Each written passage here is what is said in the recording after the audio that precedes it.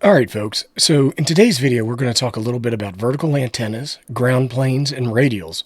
So stay tuned and we'll talk all about it. So here, using my art skills, I depicted a quarter wave vertical antenna. Now there's lots of different antennas on the market. Some of them are taller than a quarter wave, some of them are shorter, some of them have capacitance hats, some of them have inductors. But here we're just going to talk about a simple vertical quarter wave antenna. And in this picture, you can see that there are four radials, which make an artificial ground plane.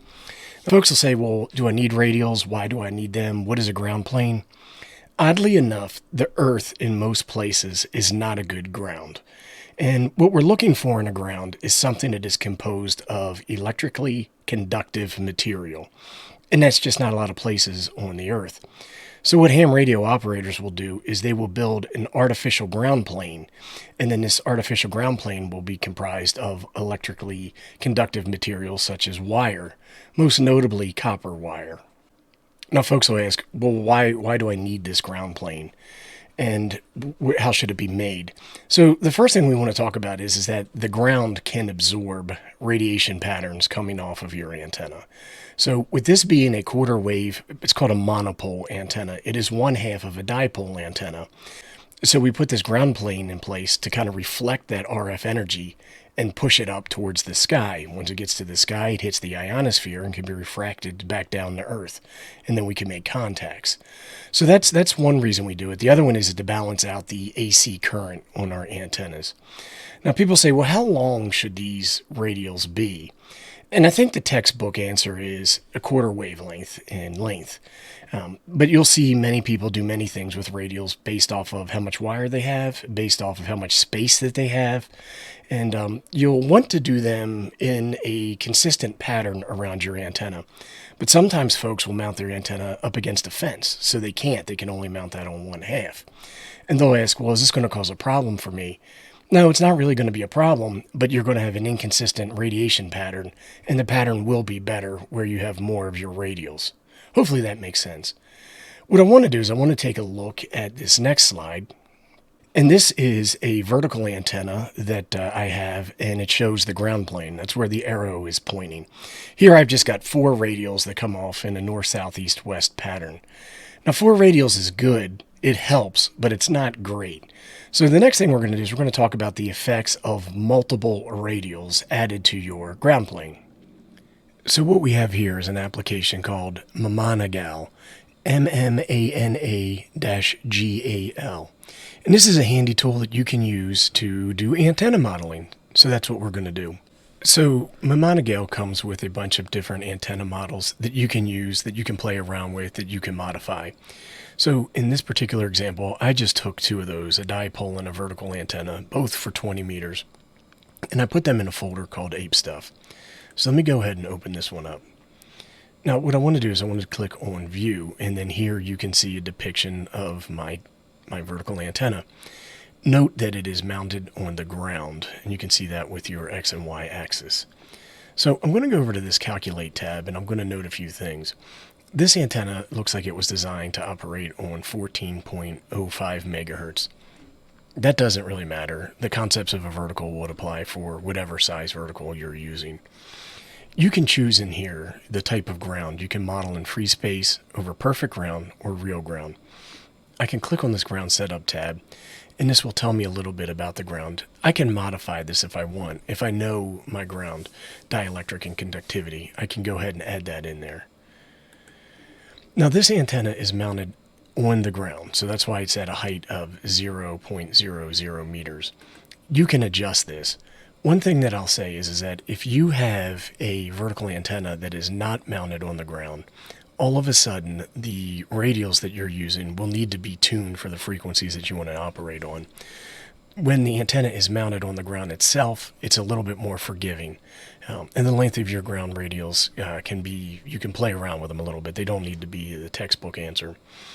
Here you can see material, and I can pick different types of material based off of what I want to use: copper, aluminum, iron, whatever. I'm going to use copper wire. And in real life, typically when I'm putting radials or counterpoise out, I will use cheap copper speaker wire. And the reason I do that is because it's cheap. What I'm going to do now is I'm going to come down here and I'm going to click this start button, and it's going to run an analysis on the antenna design. And that comes back pretty fast. And you can see a couple of different things here, like my resistance, my SWR. This is typically what we pay attention to as hams. And then I can see my gain. I can click on this other tab and I can take a look at the far field plots. Now, on the left, you have your antenna radiation pattern as if you were looking down from a bird's eye view on your antenna. And you just have a big old circle here. And the reason is because your antenna's direction is omnidirectional because it's vertical. And that's one of the reasons why folks like them. It's equal strength in all directions. Now over on the right, you can see your takeoff angle, or these lobes. Now this is if you're looking at your antenna, if you were standing on the ground looking at it, and then you could see the radiation patterns. You can use this tool to come and find where your antenna's takeoff angle is the strongest. Now typically when you want to get strong DX or you want to get long range contacts, we try to look between 5, 10, 15 degrees right here. And a lot of folks say that's where these antennas really shine. If you want to get good range and you want to get good at DX, go ahead and get a vertical because it has a good lower takeoff angle. So you can compare this with the takeoff angle of other antennas. So like right now we are at, it says 176 degrees. But if you take a look at 180, we're about 4 degrees up. So what we can do now is we can go back to calculate, and potentially we could modify our ground to account for radials. So let's just say we're going to use 4 radials. I'm going to click OK, and then I'm going to start the analysis again. So one of the things that you'll notice between rows 2 and 1 is my SWR stayed the same, but my gain went up about 1/2 of a decibel.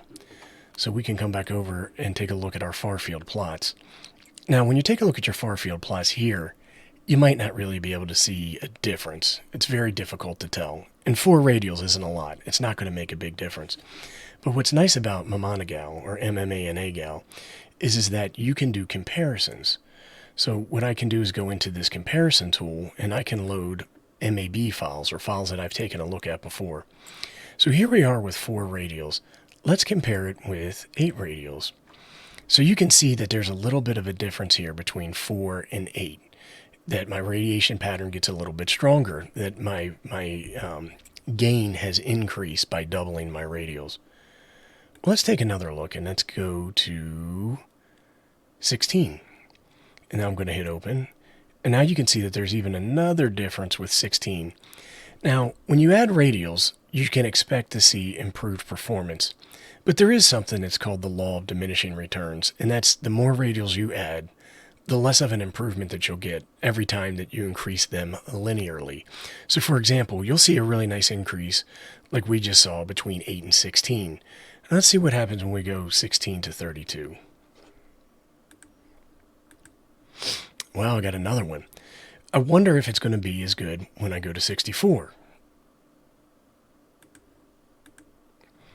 And you see another increase. Now, once you double that and you start to get up to 128, the gaps that you're seeing start to be a little bit different.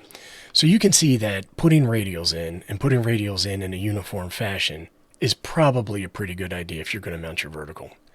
One of the things I'll say is that if you were to compare where we are with 64 radials to where we have none, so let's just say that you then had 32 on one side and 0 on the other, you'll see that there's a pretty big difference there. Now, when we talk about these vertical antennas and the lower takeoff angles, a lot of times folks will say things like, because they have such a good low takeoff angle, they're better than dipoles. So maybe we could just clear this out. Let's close this. We're back here. This is with our 8 radials. Let's go up and let's compare one more time. Let's load a MAB file. And what I have here is dipoles. And I have a dipole at a half wavelength. This is a 20-meter dipole. And when I take a look at that, wow, that dipole looks pretty dang on good, doesn't it? To me, it looks like it has better gain than the vertical in every direction. Now, when you look at it up and down, you'll see that there's some directivity, and along the y-axis, you do have less gain. That's a given. But what I'm learning from this, and what we can see from this, is that you actually have a better takeoff angle with a dipole than you do with a vertical.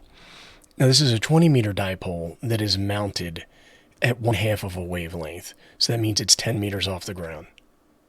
And that can be difficult for some folks. It's 33 feet. And getting an antenna up like that sometimes is a challenge, especially if you don't have trees or structure to attach your antenna to. So people start to do things called compromising. So let's take a look and say, well, what if it was only mounted at a 1/4 of a wavelength off of ground? So here you can see that mounted off of a 1/4 of a wavelength, you have the green radiation pattern. It's kind of omnidirectional, but it's not as strong as our vertical. You can see that omnidirectionally, it's actually stronger than our vertical. But our takeoff angle at the lower angles, or takeoff pattern, I should say, at the lower angles, is a little bit compromised. It's not as good as the vertical. But I'd say that that's probably a negligible difference. Let's load one more. And this would be a dipole that is too high. So it would be at, I guess you would say 3/4 of a wavelength. And then here you can see that that actually even has a better lower takeoff angle, but it has a pretty strong indentation in the lobes at certain angles. So anyhow, this is just something to think about, something to consider when you're putting up an antenna. Do you want a dipole? Do you want a vertical? And then what the impacts of the ground radials would be. Thanks for watching, everybody. I really appreciate it. If you have any questions, comments, suggestions, or recommendations, go ahead and post them below, and I'll do my best to respond. Thanks again.